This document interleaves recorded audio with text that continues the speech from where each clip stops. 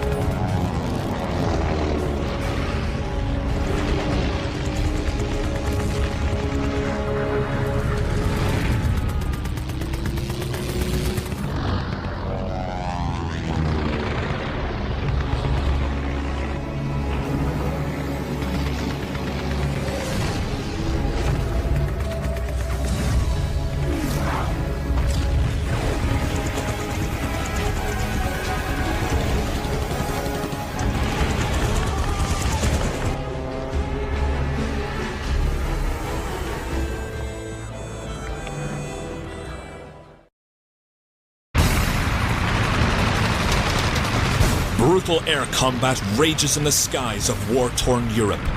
Piloting wood and canvas biplanes, these first dogfighters duel to the death in dizzying acrobatic combat. In the midst of the fight, Germany's ace of aces screams into combat, piloting his red Fokker triplane.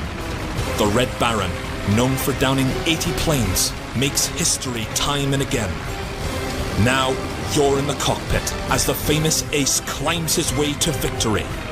Experience the battle, dissect the tactics, relive the dogfights of the Red Baron.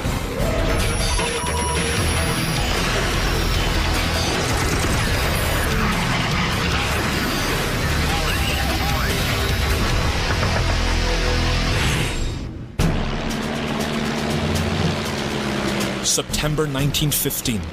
5 kilometers behind the front, a lone 2-seater reconnaissance aircraft makes its way through the skies. In command of the aircraft, Paul von Osterott maintains his heading, constantly alert to the aircraft's every shake and shudder.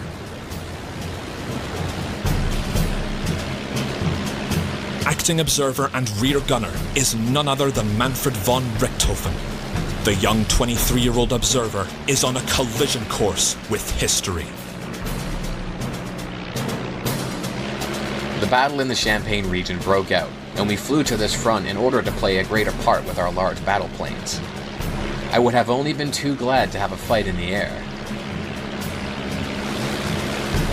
Paul calls out a target below. It's a 2-seater reconnaissance aircraft, flying just a few hundred feet below them. Manfred is about to get his first taste of aerial warfare.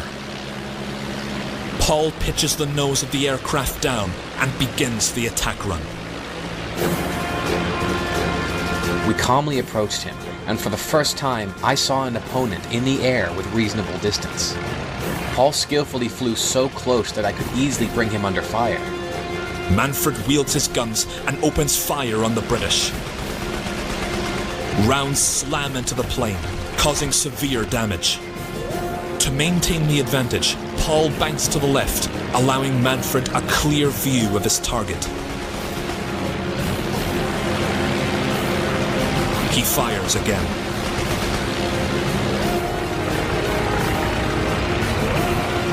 In desperation, the enemy observer mans his gun and fires poorly at the Germans. It's no use. I shot my cartridge case of 100 rounds. And then I could not believe my eyes. Suddenly, the enemy airplane went down. It's a stunning achievement, and counts as Manfred's first kill. But due to the aircraft falling on enemy lines, Manfred went uncredited for the kill. I was very proud of my success. I would have more on my victory list today had it counted. The main thing is that a fellow was brought down, not that the one is credited for doing it. Richthofen's journey to ace began with an expected rough start.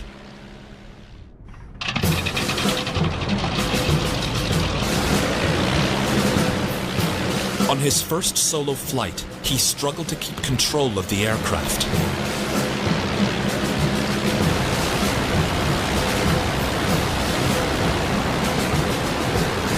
Onlookers watched from below, exchanging insulting remarks to his flying.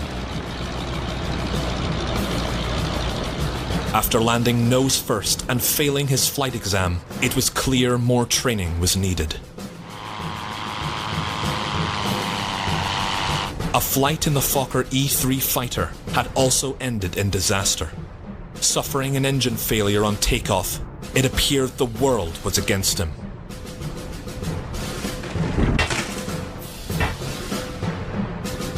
From the beginning of my career as a pilot, I only had one ambition, and that was to fly a single-seat fighter.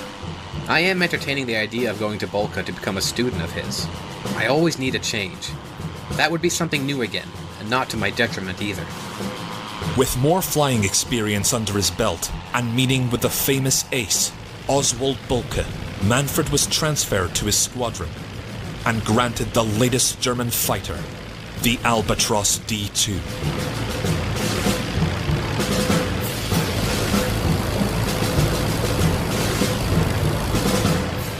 and it was at the controls of this very aircraft Manfred would claim his first credited kill.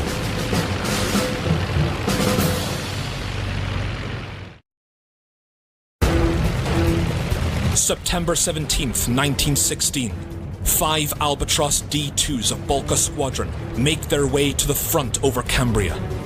Led by the legendary ace Oswald Bolka, the Albatross fighters keep their tight formation and remain alert to any enemy aircraft. An enemy squadron was right over our lines. Bolka was the first to see them, for he saw more than most. We approached the enemy slowly. We were only seconds away from the beginning of a fight.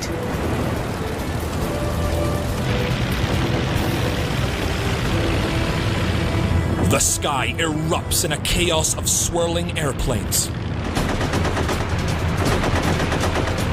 The stakes are higher than ever. These enemy planes must be brought down at all costs.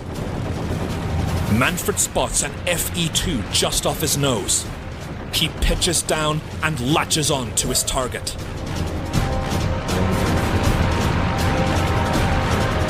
My Englishmen twisted and turned, crossing my line of fire.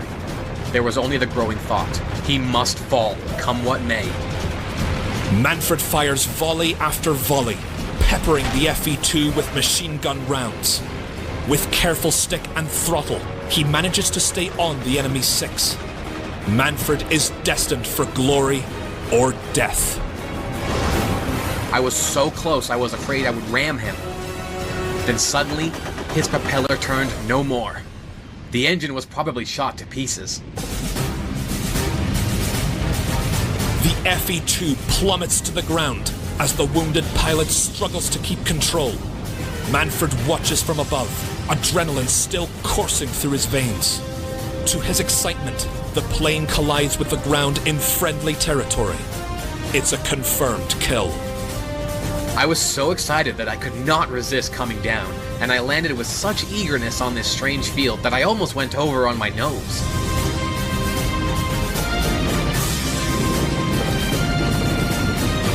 I found my assumption was correct. The engine was shot to pieces, and both crewmen were severely wounded.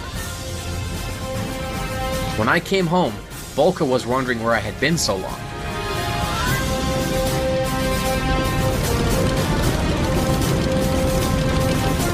I proudly reported for the first time, 1 Englishman shot down.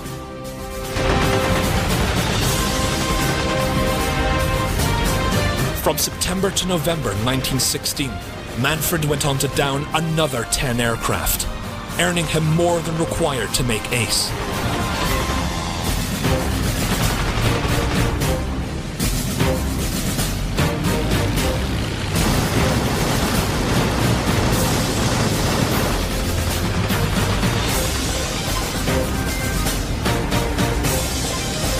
But it was his legendary battle with Major Leno Hawker on November 23rd that Manfred began to make a name for himself.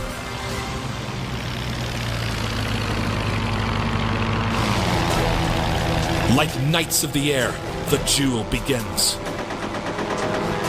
Both Hawker and Manfred chasing each other's tail, hoping for a clear shot. So it went, both of us flying like madmen in a circle, with engines running full.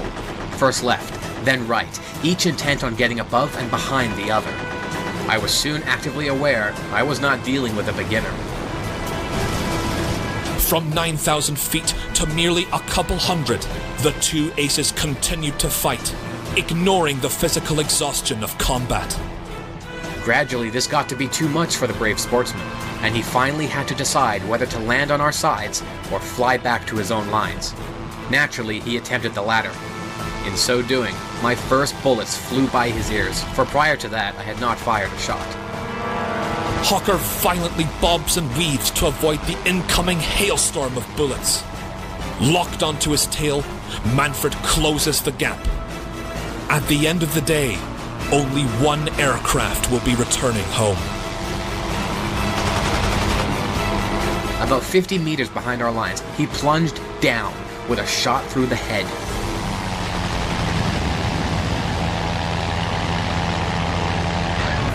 His machine gun was pulled out of the ground and now graces the entrance over the door to my house. Victorious once again, Manfred appears nearly unstoppable. By January 1917, he would bring his total number of kills to 16. This number would again be increased to 31 by March, after more flights in the Albatros and Halberstadt fighters.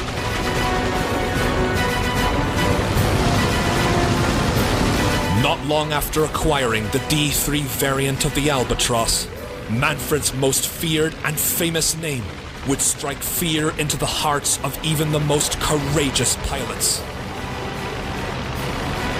The Red Baron.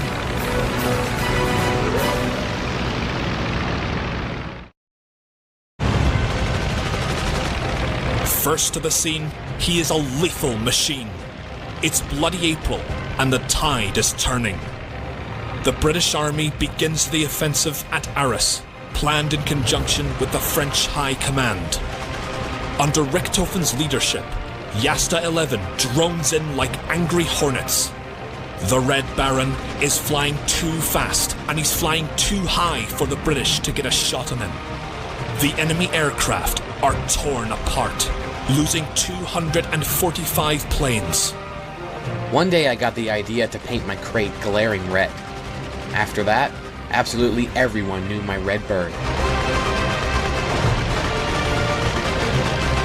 Sopwith Strutters, triplanes, Spads and Nieuports are but a few of the many aircraft types brought down by Manfred alone.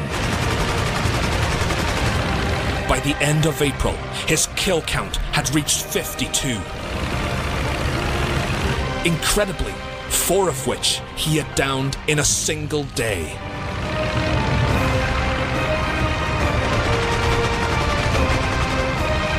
He had become the ace of aces.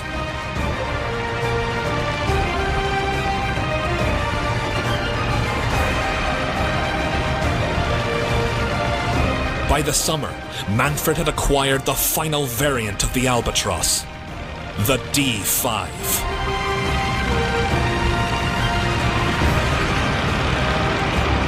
His reddened wings lift him high above the enemy, only to swoop in for a diving attack.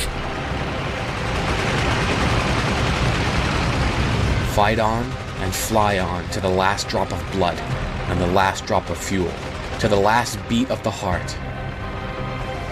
Utilizing the 8 basic rules of aerial warfare written in the Dicta Bolka, the Red Baron was able to claim his victories. Rule 1. Try to secure advantages before attacking. If possible, keep the sun behind you. Rule 2. Always carry through an attack when you have started it. Rule 3. Fire only at close range, and only when your opponent is properly in your sights. Rule 4. Always keep your eye on your opponent. Rule 5. In any form of attack, it is essential to assail your enemy from behind. Rule 6. If you're attacked, do not try to evade his onslaught, but fly to meet it. Rule 7. When over the enemy's lines, never forget your own line of retreat. Rule 8. Always attack on principle, in groups of 4 or 6. When the fight breaks up into a series of single combats, take care that several do not go for the same opponent. Richthofen led his new unit to unparalleled success. But despite his skill and intellect, the tides of war can change within seconds. Even the greatest of pilots can find themselves at the mercy of fate. July 6, 1917. A formation of FE-2s are in the Baron's crosshairs. His powerful Albatros will have no trouble catching up to the lumbering two-seaters. We slowly followed our swift enemy towards the front. After a while, I had the rearmost machine close enough in front of me to consider all the possible ways of attacking him. The enemy observer calls out the bandits, as the pilot maneuvers the plane to meet Richthofen head-on. I watched as the enemy observer, obviously excited, shot at me. Manfred flicks the safety off his guns and prepares for the dogfight. Having downed many FE2s in his career, he is confident nothing will stop him from achieving his 60th kill. He turned on me completely, and I hoped to get behind him in the next turn to burn his hide.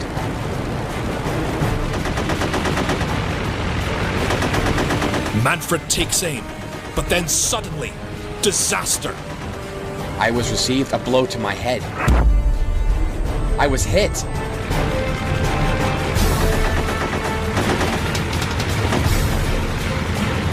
For a moment, my whole body was completely paralyzed. My hands dropped to the side, and my legs dangled in the fuselage. I was blinded. The Albatross begins to spin and tumble. All control has been lost. For a moment, it flashed through my mind. Now this is the way it looks just before death. The Albatross continues to spiral earthward. He must find a way to control his aircraft or die. The seconds were an eternity to me. I could suddenly distinguish black and white spots before me. My eyesight came back more and more.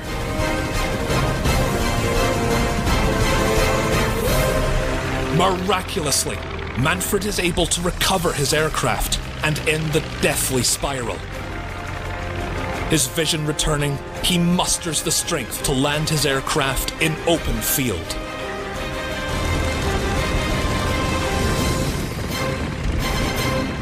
Some people arrived immediately. They had observed the whole incident and knew from the red machine who I was. Manfred was sent on a convalescent leave to recover from his head wound. Against the recommendations of his superiors, he returned to the skies, stating that every poor fellow in the trenches must do his duty, and he would therefore continue to fly in combat.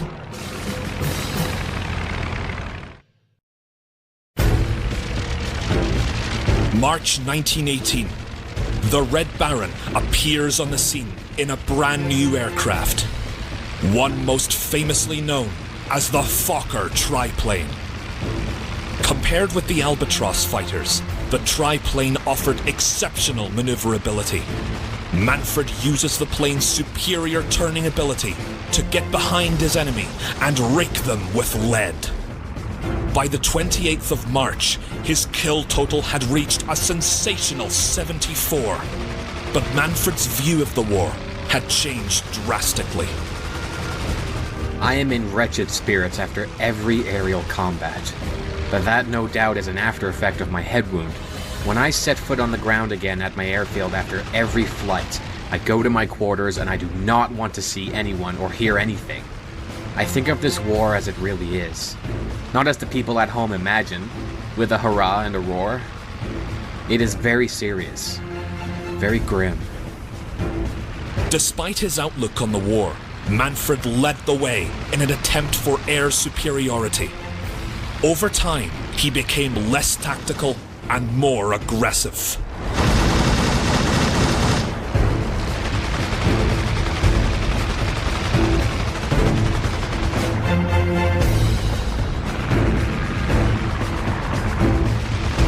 On April 20th, he downs a Sopwith Camel. No more than 3 minutes pass before another Camel is sent to the ground. The Red Baron has just achieved his 79th and 80th victory. On the 21st, Jasta 11 is sent out on interception orders. Among the squadron is Wilhelm von Richthofen, Manfred's younger cousin. Jasta 5 joins the formation and heads for the front. Flying patrol over the Somme, 209 Squadron circles the area, commanded by Captain Roy Brown. Flying in close formation is Brown's old school friend and novice pilot, Wilfred May. It's at this moment Brown spots a formation of German aircraft. The squadrons clash, and a dogfight begins.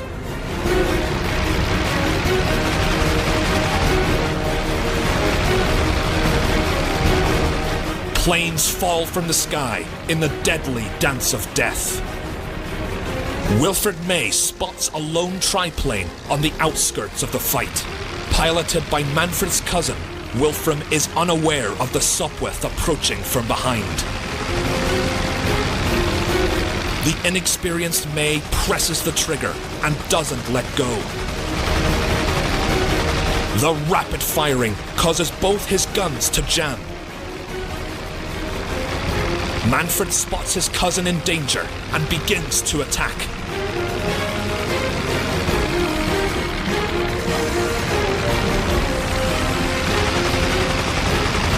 In a panic, May dives to the ground in an effort to shake the pursuing triplane.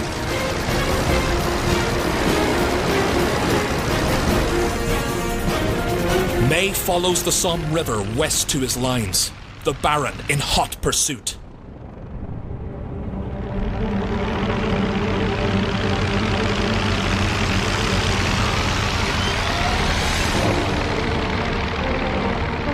With a strong easterly wind, Richthofen is pushed further over enemy lines.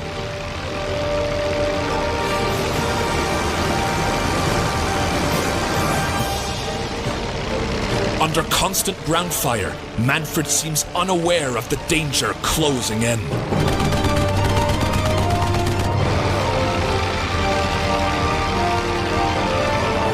Brown spots the chase below and dives to assist. In desperation, May does all he can to avoid the Baron's rattling machine guns.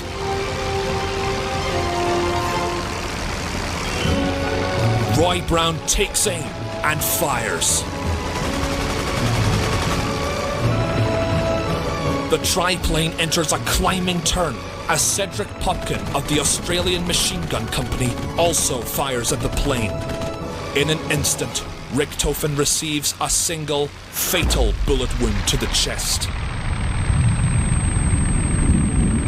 His Fokker noses over as the throttle is reduced. Still under control, the red triplane lands for the last time. Moments after bringing the aircraft to a stop, Manfred von Richthofen is dead.